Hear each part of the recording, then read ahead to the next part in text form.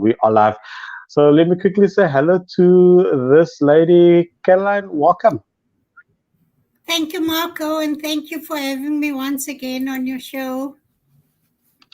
No, it's good to have you. So I just missed you there for 1 second. So hello and welcome to the show, of course. And you're one of my favorite ladies, like I would always say to the people every time I speak to you on air.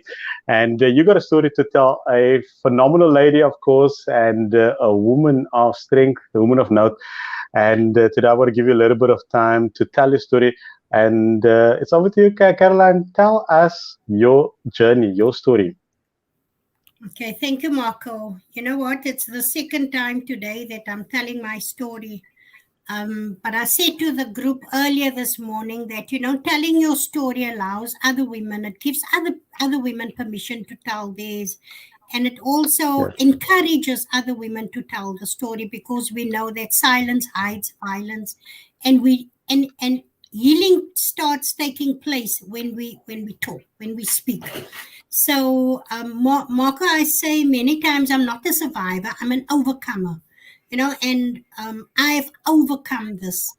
But so the reason I tell my story, like I said, is so to encourage other women. But what happened to me, and that was also the catalyst for why I'm a gender activist and why I do the work that I do. So on July the 20th, 1980, 3 months before my 16th birthday, I was gang raped, and a friend, yeah. And so that was the catalyst for me. But I want to even go back. So something stood out for me this morning as I was telling my story, because I want to say to the mothers out there, and what came up on the group this morning was that often we are told not to speak. Children are not heard when they say something to us. And one of the things that came up was about families that keep quiet.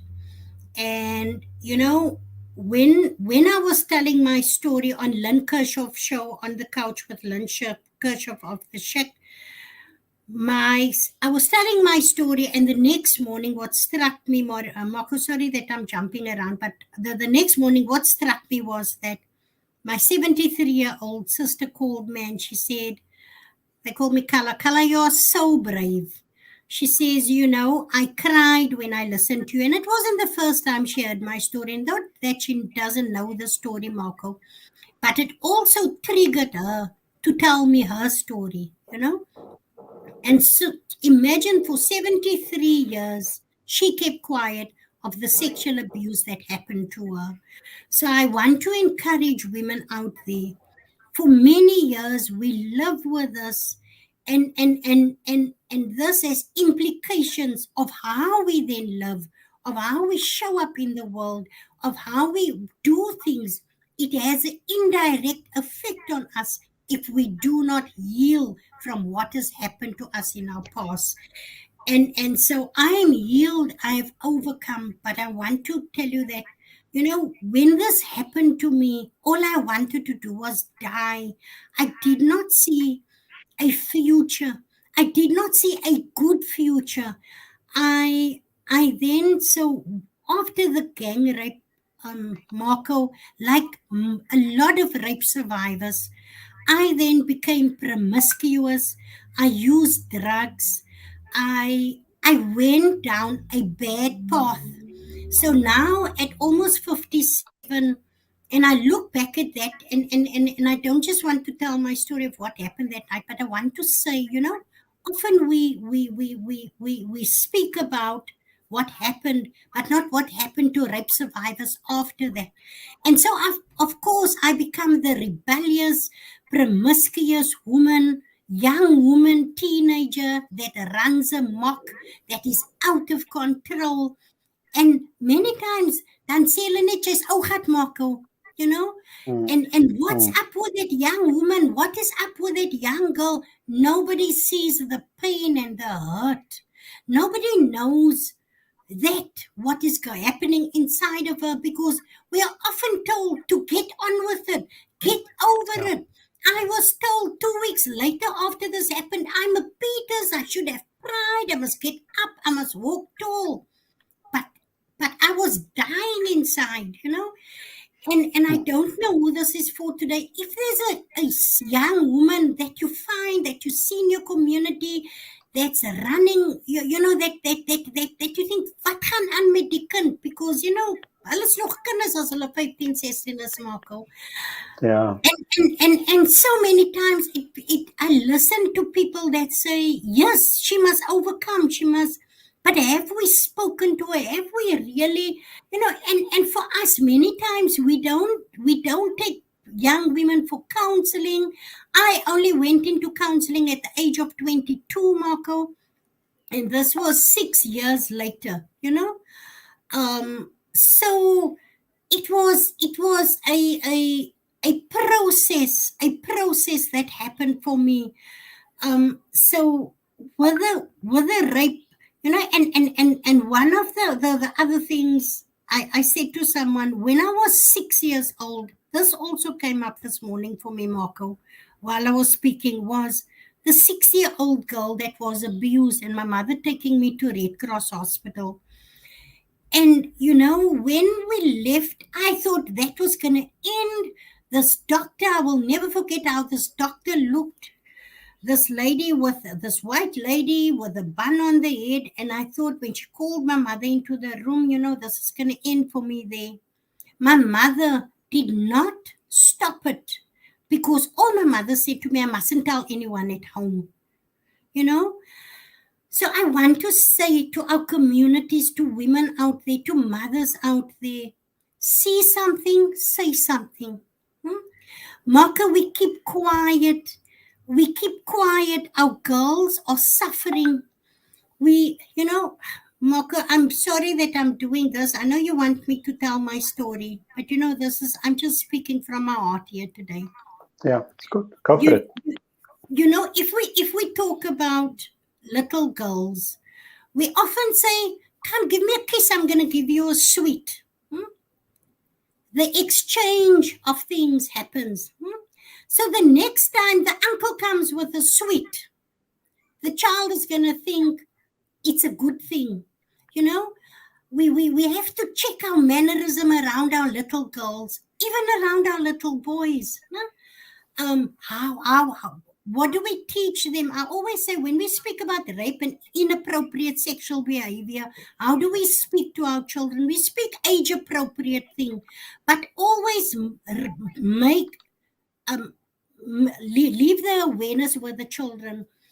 And so, Marco, for many years I struggled, I battled, I've been into rehab, and this was as the consequences. It was the consequences of the rape. And so sure, I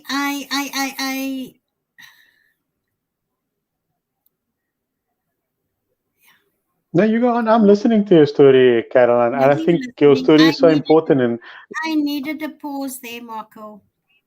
you okay, know apologies for that.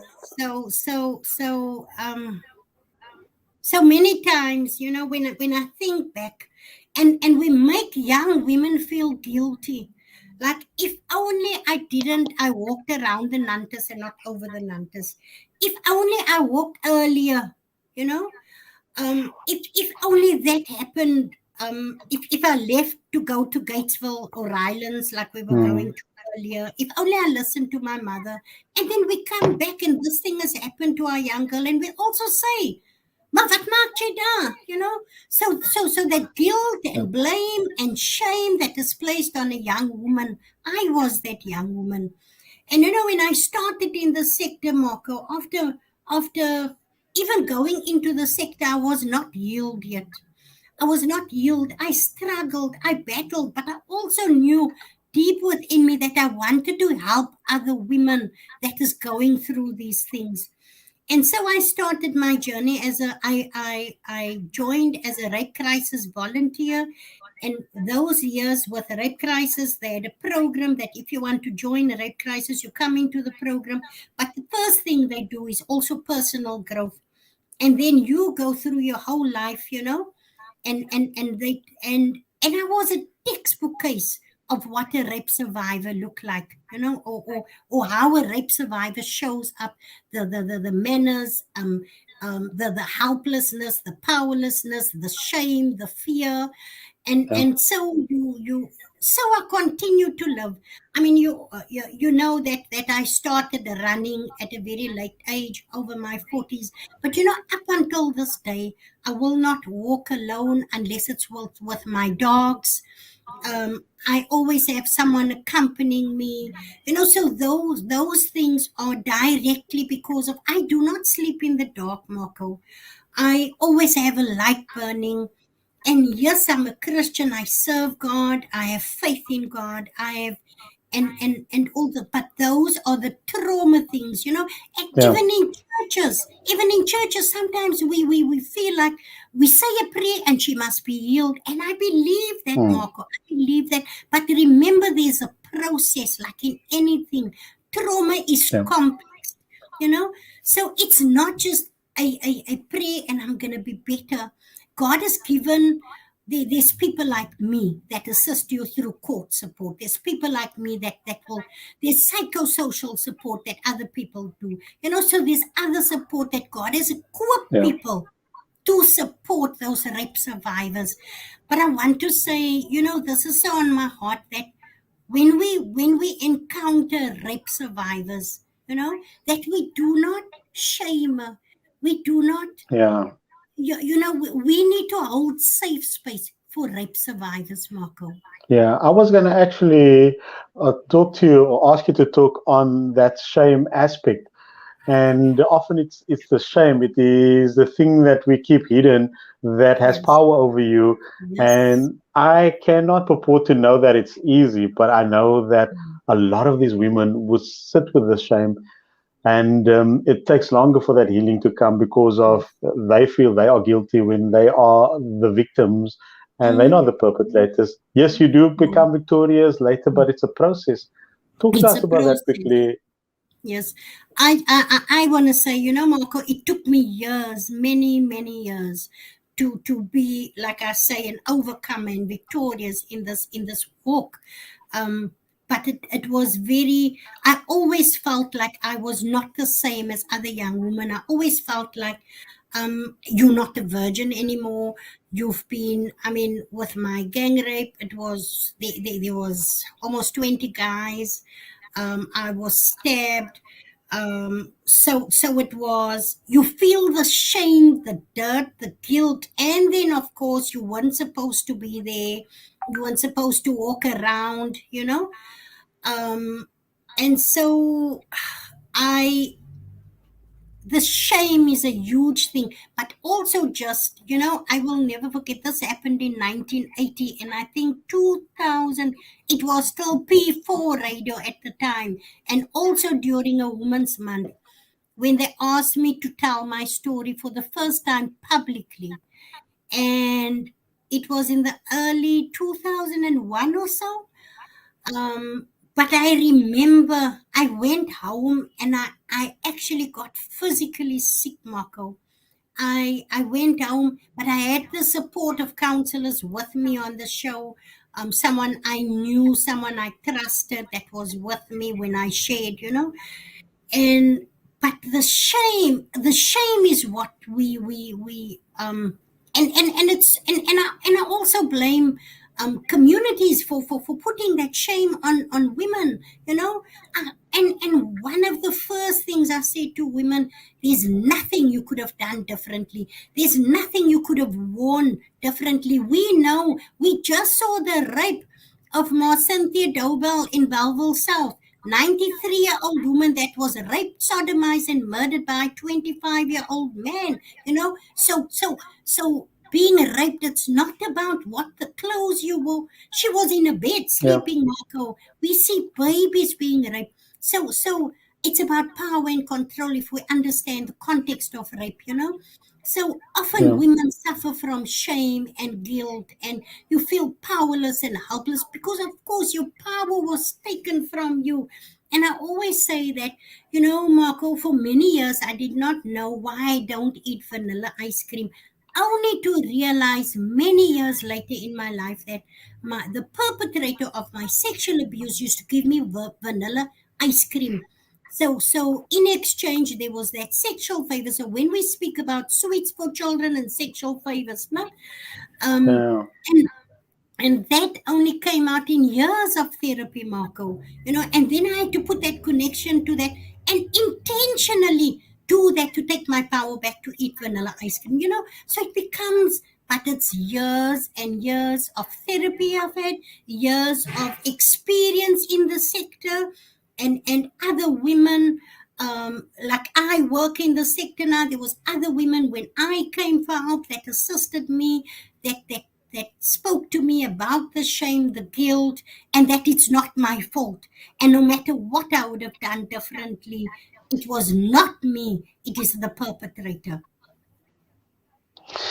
Caroline, this is such a powerful testimony. And here's the thing, something I want to mention to men, especially, it's not what the women wear. It's not Mm. how they behave. It is what is in our heads. It is what we think towards these women. And when we don't have that attitude of God in terms of protecting our women folk, Mm. these are the type of things that's going to settle in our head. So it doesn't matter if you've walked in a place where you shouldn't have. We should have been those protectors, Mm. and we should start from young as well, with the young boys, Yes. and start Mm. dealing with these issues at a young age. Yes, definitely, definitely, Marco. I often say, um, we say a woman was raped. We don't say a man raped a woman. We don't speak about the perpetrators. We men should not rape. Period. And we don't address that. I mean, one of the other things that always comes up to as well for me is that when you speak like this, Marco, and I'm not sure if you've ever spoken about male rape. Hmm? Not much. Yeah. So I know that's also a topic that's taboo, that it's not touched, because with female rape it's about power and control. With male rape it's about humiliation. So I know that it is humiliating for men, and so we don't speak about that topic. But for me, we know that statistically more women are raped than men in this country all the time. Um, and that's for me. Men do not rape.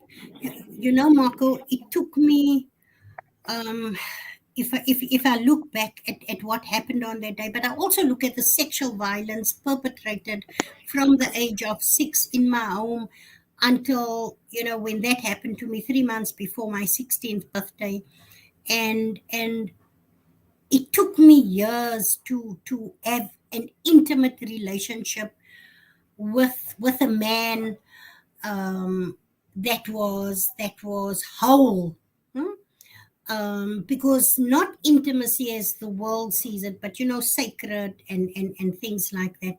Because it's very hard for a woman to now, after you've been violated so violently, to be, um and then I married into a very abusive.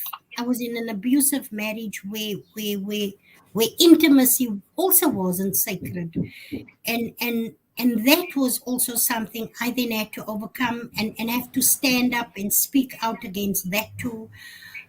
So for women, sexual abuse is used against them in many forms, in many forms. Not just strangers, not just. We know that women are raped by the intimate partners. If we speak about intimate partner violence, that's also something that happened to me in my previous marriage. And so it is I really want to encourage women here today to speak out, to seek help. And I know it's hard issues to tackle, Marco. Yeah, yeah. You're a Christian, and biblically we give our bodies to our husbands, but it's works both ways. And so we are often told as Christian women, we are we consummate our marriages in that way, and we have an intimate relationship with our husbands, but we do not speak about even sexual abuse in our marriages. Yeah. Yeah. It's And this is Real important Talk women. today, of course, on the show, Caroline. And I know we could have a longer conversation. What I want from you, though, is to speak some hope over our ladies. And Yes. I know there's many that's listening to this broadcast that's going through a lot of pain. And this is Real Talk today. Mhm. So I want you just to speak into them. You know, you are an overcomer, like you mentioned before, and help them overcome as well. Yes. Okay. So yes, even having said all that, Marco, I am victorious, and I'm victorious in Christ. And I want to say to women out there, there is help out there.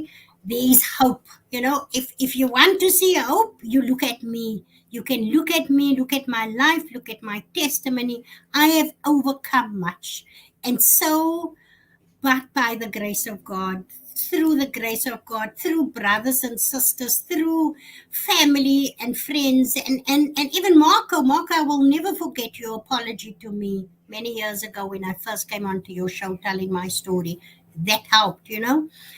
Thank you, Marco, for acknowledging that. So I want to say to women, there's hope. I am hope. I am a story of hope. I've overcome. I now work in the space. That's why I said that was a catalyst. And when you told me that at the age when all this happened to me, that this is was it was like God prepared me to be a testimony to other women.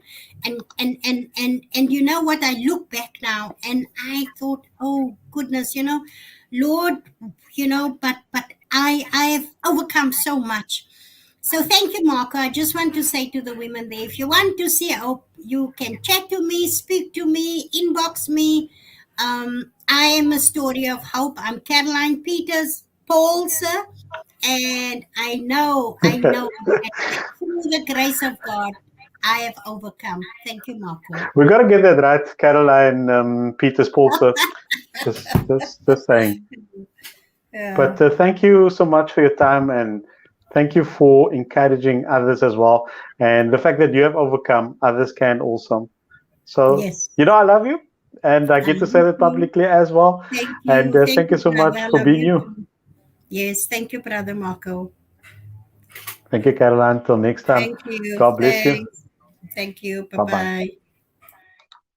So that was Caroline Peters Paulson. And what an amazing testimony. I'm going to be back a little bit later. You can also send your testimonies through to me. With that, let's get to that break. And thank you for being